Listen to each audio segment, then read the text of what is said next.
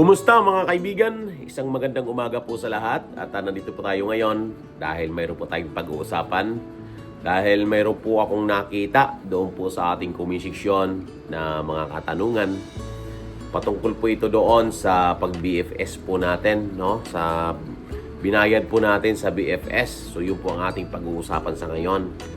Pero bago tayo magpatuloy, mga kaibigan, don't forget to subscribe sa ating YouTube channel, Kuya Rich Vlogs. At i-hit nyo na ang notification bell all para lagi kayong updated, no, sa ating mga susunod na mga videos na ina-upload, no.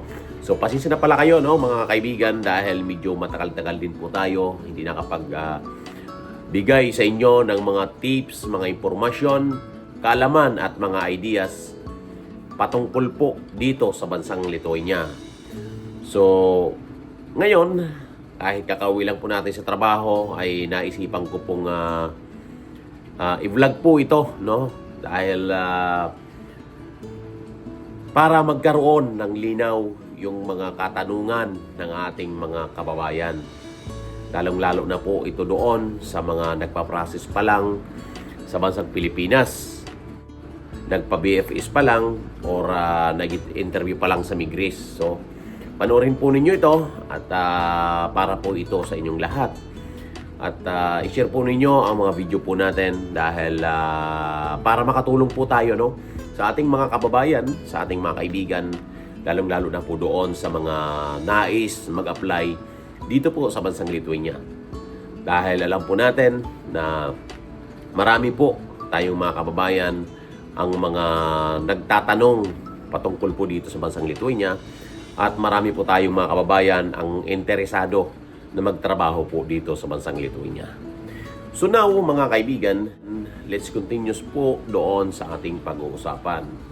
Dahil ang sabi po doon sa comment ng ating subscriber na sabi niya, kung tayo po ba ay nabagsak sa interview ni Migris or na-refuse or na-reject ang ating application sa TRP dito po sa bansang Lithuania, yung binayad raw po na ba natin sa BFS na almost 18K na ata sa ngayon, dahil dati na pag-process po namin ay nasa 17K pa lang. So ngayon parang tumaas po sila.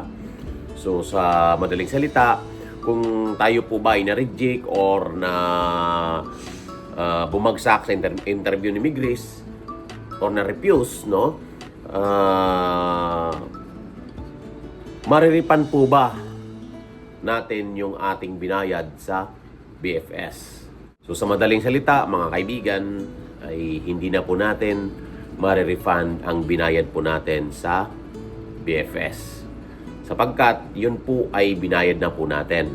Bumagsak man po tayo o pumasa sa interview, ay wala na po tayong magagawa doon dahil nag-start na po yung process ng BFS po sa atin dahil hindi po tayo makakapag-proceed sa interview sa Migris kung tayo po ay hindi nagbayad sa BFS. So yun, mga kaibigan, nawa ay clear po sa inyo at malinaw po sa ating mga kababayan dahil bumagsak man po tayo, pumasa man po tayo, ay wala na po yung binayad po natin. Kaya mga kaibigan, pag tayo po ay in-interview sa Migris, ay sisiguraduhin po natin na tayo po ay confident sa ating sarili na sasagutin po natin ng maayos ang interview po sa atin ni Migris para pumasa po tayo, no? At tawag po tayong kabahan kapag tayo po ay in-interview sa Migris. Kaya doon po sa mga pumasa sa interview, good luck po sa atin, no? At saka doon po sa mga hindi pinalad, no, mga kaibigan.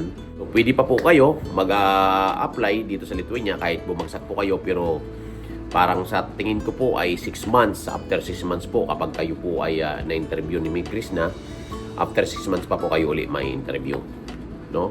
So, parang yun ang pagkakaintindi ko, no? Kaya siguraduhin nyo na kapag kayo po ay in-interview ni Migris. Huwag po kayong matakot, huwag po kayong kabahan dahil very easy lamang po, mga kaibigan, ang interview sa Migris. Kaya apply po kayo dito. Huwag po kayong magdalawang isip dahil ang bansang Lithuania po ay maganda. May mga iba tayong mga kababayan na minsan ay ang napuntahan nilang employer ay hindi maganda. Pero hindi lahat, no? So nawa doon sa mga nag-a-apply po dito ay maganda po ang ating mapupuntahan dito po sa bansang Lithuania, no? At talagang maganda po dito, no? Kaya apply po kayo dito. So yun lamang mga kaibigan. So doon po sa nag-comment sa atin at para doon po sa mga may mga katanungan sa kanilang mga isipan na patungkol po doon sa binayad po sa BFS ay nawa nagkaroon po ng linaw po sa inyo. So pwede ko rin sagutin sana ng diretsa yung nag-comment po sa atin, pero nais kong i-vlog ito para magkaroon ng linaw ang ating ibang mga kababayan.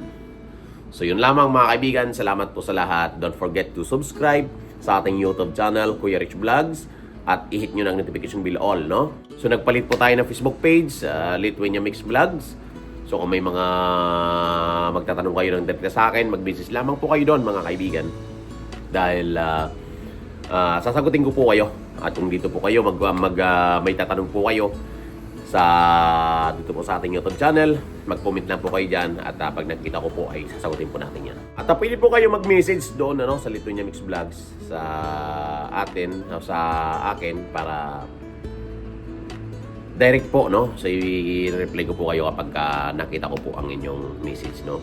So doon po sa mga hindi ko nare-replyan mga kaibigan, pasensya na po kayo dahil minsan hindi ko po nakikita, lalo pagka natatabunan na So mag-comment lang po kayo dahil sasagutin ko po kayo sa abot ng aking mga kaya. So salamat sa lahat mga kaibigan. God bless po. Mabuhay po ang sambayan ng Pilipino at ingat po kayong lahat at God bless po. Good luck sa journey po ninyo dito po sa bansang Lithuania. Bye-bye. God bless.